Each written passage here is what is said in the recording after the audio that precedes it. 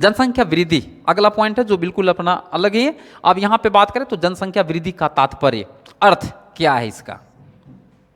इसमें भी वही बातें हैं कि जो बताया गया कि किसी भी क्षेत्र में क्या होता है, समय का अंतराल, जैसे यहां पर 10 वर्षों में भी हो सकता है।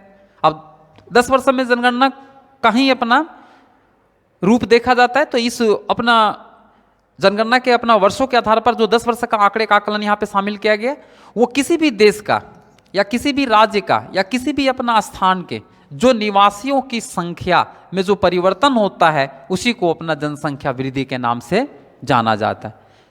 यानी कुल मिलाकर के दो समय अंतराल के बीच में किसी क्षेत्र में जनसंख्या के अनुपात में जो अपना दो समय के अंतराल में वृद्धि होता है या अनुपात में जो परिवर्तन होता है तो उसी को जनसंख्या वृद्धि के नाम से जाना जाता है।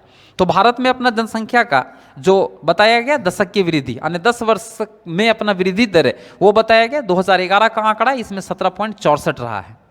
तो 17 पॉइंट जो अपने 64 10 वर्षों में जो वृद्धि है वो अपना काफ़ी अत्यधिक वृद्धि माना जाता है। जबकि राजस्थान का अगर बात करें तो यहाँ पर 21.44% रहा। फिर इसी को तुलना करते हैं जैसे कि 2001 से लेकर के 2011 ईस्वी के बीच में भारत का जो अपना वार्षिक वृद्धि दर रहा एक वर्ष का, तो यहाँ पर अपना 1.64% रहा। दूसरा अगर देखें तो जनसंख्या वृद्धि का दर को देखते हुए ये स्पष्ट हो जाता है कि सन ईस्वी अपना 2045 ईस्वी तक भारत चीन को भी क्या कर देगा, पीछे कर देगा। और चीन को पीछे कर देगा और पूरे विश्व में सबसे सर्वाधिक जनसंख्या वाला देश बन सकता है अगर जनसंख्या का जिस अनुकूल वृद्धि हो रहा है और उसको अगर नियंत्रण नहीं किया जाए तो निश्चित है कि ये पूरे विश्व का अपना जो आज दूसरा स्थान है तो वो पहला स्थान पे भी जा सकता है। यहां पर पूरे विश्व का जो एक तुलना किया गया था, लेकिन इसमें अपना खास करके भारत के ही अपना जनसंख्या के बारे में है जिसमें अपना निरपेक्ष वृद्धि एवं अगर देखें तो दशकीय वृद्धि किस किस तरह से कहां पर कितना इसका प्रतिशत रहा। तो इसी को यहां पर आंकड़ा है 1991, 1961, 71, फिर 81, 91, 2001 और 2011 का। तो यहां पर कुल जनसंख्या जो है 10 लाख में यहां पे बताया गया। फिर एक दशकीय में जो निरपेक्ष अपना वृद्धि होता है ये 10 लाख में यहाँ पे बताया गया और यहाँ पर दशकीय जो वृद्धि है वो प्रतिशत में बताया गया है। तो इस तरह से यह स्पष्ट हो जाता है कि कहीं ना कहीं अपना पूरे भारत में किस तरह से किस किस क्षेत्र में सन ईस्वी में क्या क्या अपना बदलाव होता है, परिवर्तन होता है, तो इस अपना तालिका से पता चलता है। यहाँ पर अपना एक ग्राफ है, इस ग्राफ से भी अपना पता चल जाता है कि यहाँ पर अपना इधर अपना सन ईस्वी वर्ष है इधर, और इस तरफ अपना अगर देखें तो प्रतिशत एक निश्चित दर्ज किया गया। यहाँ पे जो अपना जिस तरह से अपना प्रतिशत में वृद्धि हुआ है तो उस अनुकूल अपना ग्राफ है वो बढ़ते गया। तो अपना आप में ये स्पष्ट कर सकते हैं कि जो अपना 1981 सन ईस्वी था यहाँ से लेकर के अगर ग्राफ को देखें तो जनसंख्या का अपना हमेशा बढ़ते क्रम में है, यानी यहाँ पर कभी भी जनसंख्या का है वो ह्रास नहीं हुआ है। अगर कभी भी किसी कारणवश अगर ह्रास हुआ है तो उसमें अपना बहुत कम प्रतिशत ही अपना इस तरह अपना निम्न देखा गया। तो इसका ग्राफ इससे अपना पता चलता है कि यहाँ पर जनसंख्या का जो है वो अपना क्या है, बढ़ते क्रम है। इससे यह स्पष्ट होता है। फिर अपना अगर इस ग्राफ से अगर देखें तो यहाँ पर जनसंख्या का क्या होता है, कभी कभी अपना उतार चढ़ाव होता है। जो अपना दशकीय वृद्धि है यहाँ पर अपना ये जनसंख्या का दशकीय वृद्धि है। अब दशकीय वृद्धि में तो यहाँ पर अगर देखें तो जो 1900 अपना एक था तो उसमें यहाँ से लेकर के 1911 में जनसंख्या में बढ़ोतरी हुआ, फिर यहाँ पे कमी हुआ, फिर यहाँ से अगर देखें तो क्रम संख्या जो है वो बढ़ते क्रम में रहा। फिर यहाँ पर अगर देखें तो 1961 में इसका जनसंख्या का दशकीय वृद्धि वो कम हुआ। उसके बाद फिर यहाँ पर लगातार वृद्धि रहा, फिर यहाँ पर अपना दोनों अवस्था पाया गया। फिर यहाँ से अगर देखें तो धीरे धीरे इसमें ह्रास होते गया। तो इस अपना ग्राफ से भी पता चल जाता है कि अपना जो वर्ष है उसमें भी किस किस तरह से कहाँ पर अपना जनसंख्या का दशक वर्षीय अपना जो वृद्धि हुआ है वो किस किस तरह से वृद्धि हुआ है। अब यहाँ पर अगर देखें तो जनसंख्या वृद्धि के प्रमुख घटक कौन कौन से कारक होते हैं जो इसको अपना प्रभावित करते हैं। तो इसमें आप अगर देखें तो सबसे पहले जनसंख्या का है वो जन्म दर, मृत्यु दर और प्रवास। जनसंख्या वृद्धि में ये जो तीनों घटक है ये काफ़ी अपने आप जनसंख्या को वृद्धि में वो क्या करता है, एक तरह का प्रतिशत है या अनुपात है उसको तेजी गति से परिवर्तन कर देता है। अब इसमें अगर बात करें तो यहाँ पर देखें जन्म दर किसे कहते हैं, एक नंबर का प्रश्न आता है। तो जन्म दर में यहाँ पर कि एक वर्ष में प्रति 1000 व्यक्तियों में जितने जीवित बच्चे जन्म होते हैं तो उसे ही जन्म दर कहते हैं। यानी कुल मिलाकर के स्पष्ट इस बात से ये हो जाता है कि अगर एक वर्ष में 1000 बच्चे अगर जन्म लिए और 1000 बच्चों में से अगर वो 100 बच्चे मृत हो जाते हैं और वहाँ पर शेष अपना 900 बच्चे बच्चे ही, तो उस अपना वर्ष में 900 बच्चों को ही गिनती किया जाएगा जो अपना जन्म दर से जुड़ा हुआ है। मरने वालों को इसमें शामिल नहीं किया जाता है। अगला अगर बात करें तो मृत्यु दर, मृत्यु दर में वही अपना इसी का जस्ट अपना विपरीत उल्टा है कि एक वर्ष में प्रति 1000 व्यक्तियों में जो मरने वालों की जो संख्या होती है तो उसी को मृत्यु दर कहा जाता है। अब 1000 अगर बच्चे जन्म लिए उसमें 100 बच्चे अगर मर गए तो मृत्यु दर अपना जो वो 100 बच्चों की ही उसमें शामिल किया जाएगा। तो इसमें संख्या का एक अनुपात है वो प्रति 1000 से लिया जाता है। तो ये मृत्यु दर और जन्म दर क्या होता है इसको यहाँ पे शामिल किया गया है। अगला अगर बात करें तो है प्रवास। प्रवास में यहाँ पे बताया गया कि प्रवास किसे कहते हैं या प्रवास से आप क्या समझते हैं, क्या तात्पर्य। तो यहाँ पर बताया गया कि व्यक्तियों को एक क्षेत्र से दूसरे क्षेत्र में चले जाने को ही प्रवास कहा जाता है। एक क्षेत्र से दूसरे क्षेत्र में चले जाने को ही प्रवास कहते हैं। लेकिन ये प्रवास अपना कई अलग अलग प्रकार के होता है। अब इसमें अगर बात करें तो प्रवास आंतरिक देश के अपना अंदर भी होता है, और दूसरा अगर बात करें तो अंतर्राष्ट्रीय जो एक देश से दूसरे देशों के बीच में होता है। अब अगर यहाँ पर बात करें तो भारत में जो अपना अंतर्राज्यीय जो प्रवास होता है तो इसमें सर्वाधिक प्रवास जो होता है वो ग्रामीण से ग्रामीण होता है। अब ग्रामीण से ग्रामीण होता है तो उसमें प्रवास में किन को शामिल किया जाता है, महिलाओं को। जो अपना भारत में रीत है, रिवाज है, प्रथा है कि जब शादी होता है तो शादी होने के बाद जो अपने महिलाएं होते हैं वो क्या हो जाते हैं, ससुराल चले जाते हैं। वहाँ पे तो वो अपना एक तरह का स्थान को छोड़ देते हैं और दूसरे स्थान पे चले जाते हैं। रिलेशनशिप तो बना होता है लेकिन स्थान में परिवर्तन हो जाता है, बदलाव हो जाता है। तो ये था प्रवास। प्रवास का अपना 3 रूप है, एक अपना राष्ट्रीय, अंतर्राष्ट्रीय, और अंतर्राष्ट्रीय के साथ साथ अपने भारत में जो प्रवास का रूप देखा गया वो अपना ग्रामीण से ग्रामीण होता है, जिसमें महिलाओं का सबसे अधिक शामिल किया गया जो शादी के बाद होता है। अब यहां अगर बात करें तो जैसे कि ग्रामीण शहरी क्षेत्र में जनसंख्या का प्रवास के क्या कारण है, यहां पर थोड़ा सा मिस्टेक हुआ है, यहां पे प्रवास होना चाहिए था। तो इसमें आखिर प्रश्न है कि ग्रामीण क्षेत्र से शहर की ओर अपना लोग है वो जनसंख्या वो क्यों प्रवास होते हैं, क्या कारण है। तो उन कारणों में से मैं यहाँ पर स्पष्ट अगर चर्चा करें तो जो पहला कारण है कि शहरों में अधिक क्या मिलता है, सुविधाओं मिलने के कारण जो ग्रामीण क्षेत्र के लोग होते हैं वो अपना शहर की ओर पलायन करते हैं, पलायन प्रवास को कहा जाता है। दूसरे में अगर बात करें तो शहरों में क्या अपना मिलती है, उच्च शिक्षा, चिकित्सा, ये सभी चीज़ों की अत्यधिक वहाँ पर सुविधाएं मिल जाते हैं। इन्हीं सुविधाओं को अपना प्राप्त करने के लिए वो गांव से क्या करते हैं, लोग शहर की ओर पलायन करते हैं, यानी वो प्रवास कर जाते हैं। तो इसका ये 2 कारण है। अगला कारण देखते हैं इसका, तीसरा पॉइंट है इसका कि गांव में क्या होता है, रोजगार का अभाव होता है, और अगर रोजगार भी मिलता है तो वो क्या होता है, अल्प समय, यानी वर्षा ऋतु या शरद ऋतु होता है उस समय ही मिल पाता है। उसके बाद ग्रीष्म ऋतु में अपना कृषि के क्षेत्र में जहाँ पर अपना सिंचाई का उपलब्धता होती है वहाँ पर रोजगार मिलता है, और नहीं तो फिर वो लोग अपना बेरोजगार हो जाते हैं। तो ग्रामीण क्षेत्र में जो अपना रोजगार मिलता है वो अपना बहुत ही अल्प होता है, कम समय के लिए होता है। तो शहर में ये लोग क्या करते हैं, प्रवास करते हैं, किसके लिए, ये रोजगार उपलब्ध पूरे वर्ष भर होता है, इसीलिए वो शहर के ओर क्या करते हैं, पलायन करते हैं, प्रवास करते हैं। 4 नंबर में यहाँ पे देखिए उद्योग, जहाँ पर कल कारखानों का जो स्थापना होता है तो ये सबसे अधिक अपना शहरों में होता है। तो शहरों के जो भी अपने निकट होते हैं या आसपास का क्षेत्र होता है तो वहाँ पर अपना उद्योगों का विकास ज़्यादा होता है। तो इस उद्योगों में अपने कर्मी की आवश्यकता होती है, या बहुत सारे अपने जनसंख्या यहाँ पर अपना अलग अलग तरह के काम करने के लिए यहाँ पे जाते हैं। तो इसमें अपना यहाँ क्या हो जाता है कि पलायन हो जाता है ग्रामीण क्षेत्र से। तो उद्योगों का स्थापना यानी औद्योगिकरण, नगरीकरण होना, ये सबसे बहुत अपना मायने रखता है। अगला पॉइंट जो है वो आप यहाँ पे देख सकते हैं, जनसंख्या की वृद्धि के कारण। जनसंख्या के वृद्धि के कई अलग अलग कारण हैं, लेकिन उन कारणों में से में जो प्रमुख है इनको यहाँ पर अपना जिक्र करते हैं। जैसे यहाँ पे अपना पहला पॉइंट है, इसमें बताया गया कि भारत में उच्च जन्म दर से अपना जनसंख्या वृद्धि तेजी गति से होता है। तो जनसंख्या का अपना अगर उच्च जन्म दर है तो निश्चित है कि कम समय में भी जनसंख्या का जो वृद्धि है वो तेजी गति से देखा जाता है। दूसरा पॉइंट की अगर बात करें तो जनसंख्या वृद्धि के लिए तेजी से घटती मृत्यु दर अन्य महत्वपूर्ण कारण है। तो जनसंख्या वृद्धि का जो अगला कारण है वो घटती मृत्यु दर, वो किस तरह से घट रही? तेजी से।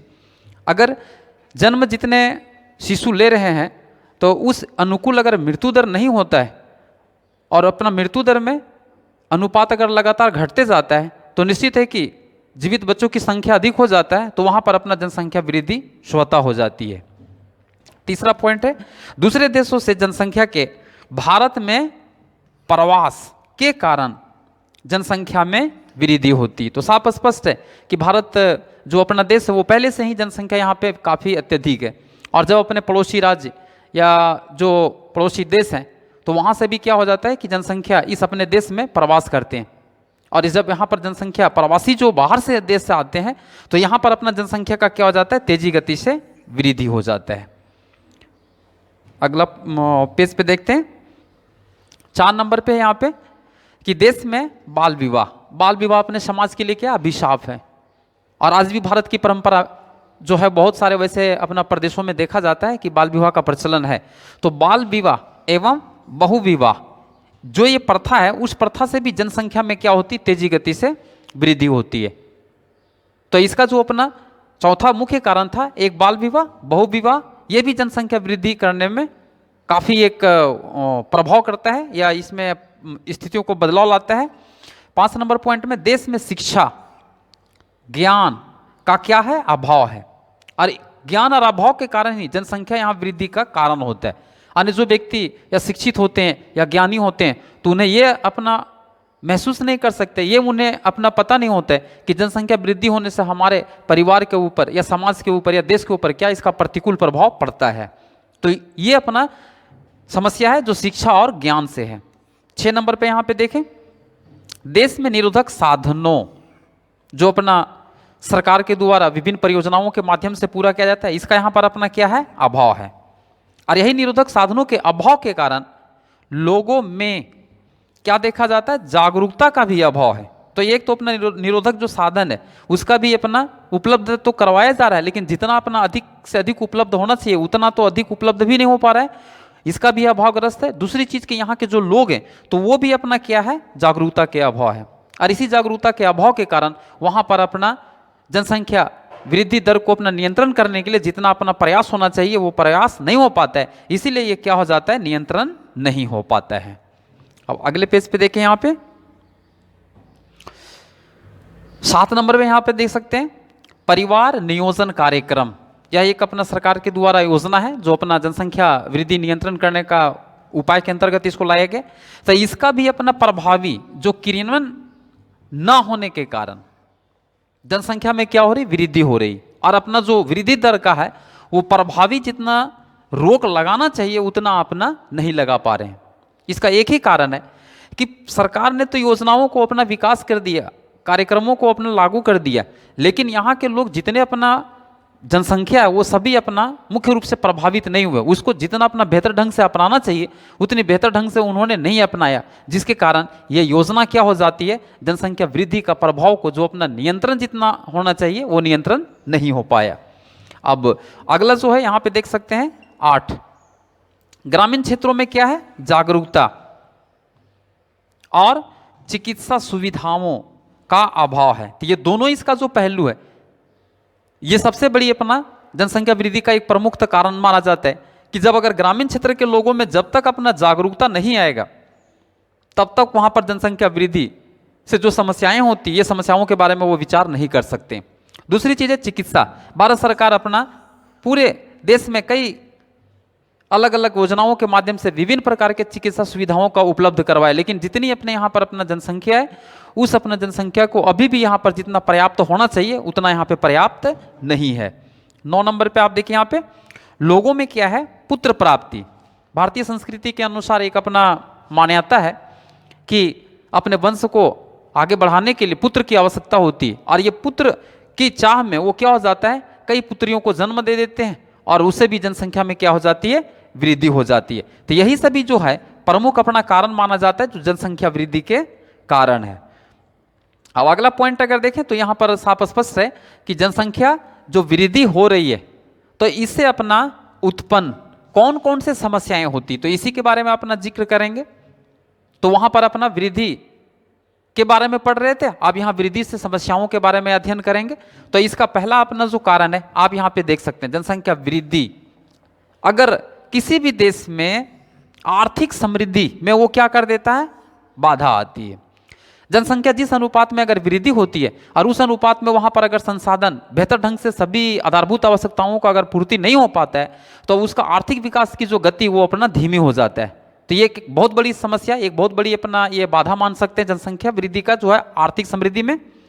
दूसरा में अगर बात करें तो अधिक जनसंख्या होने से लोगों के जीवन क्या हो जाता है, गुणवत्ता पर प्रतिकूल प्रभाव पड़ता है।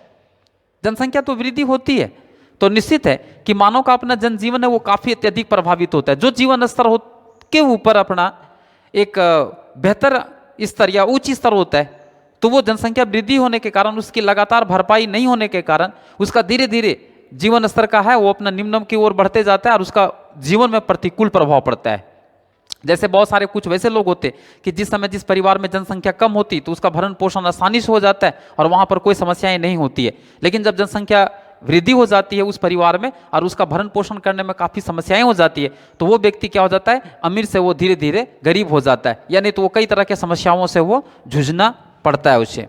अब तीसरे नंबर पे अगर बात करें तो यहाँ पर है जनसंख्या वृद्धि, सिर्फ समस्याओं का इसमें अपना बातें करेंगे तो अपने मानव का कई आधारभूत अपने आवश्यकताएं हैं और इस आवश्यकताओं को वो पूरा नहीं कर सकता है।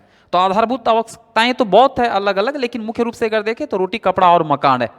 तो ये आधारभूत आवश्यकता जिसके जीवन में कभी कहीं भी किसी तरह से अगर कमी हो जाता है तो ये काफी अपने जीवन स्तर को ये प्रभावित करता है।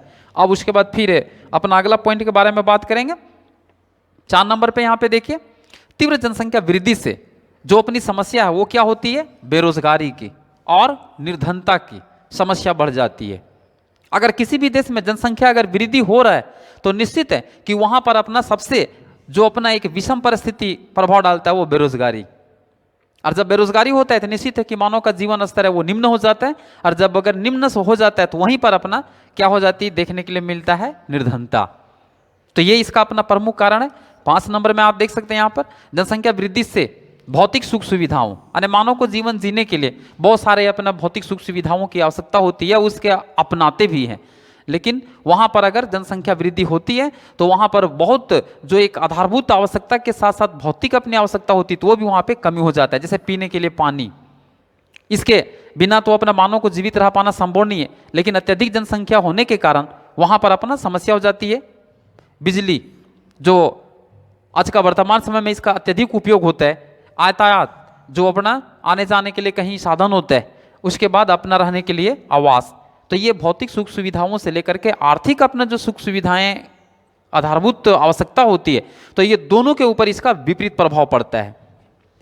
6 नंबर पे यहाँ पे देखिए, जनसंख्या अगर तेजी गति से वृद्धि होता है तो खाद्यान्न खाने की एक संकट यानी जितनी व्यक्तियों का अपना प्रति व्यक्ति भोजन की आवश्यकता होती है तो वो आवश्यकता मात्रा है वो घट जाता है और वहां पर कई तरह से समस्याएं जन्म दे देती है, जो यही स्थिति अपना क्या हो जाता है, उत्पन्न हो जाती है।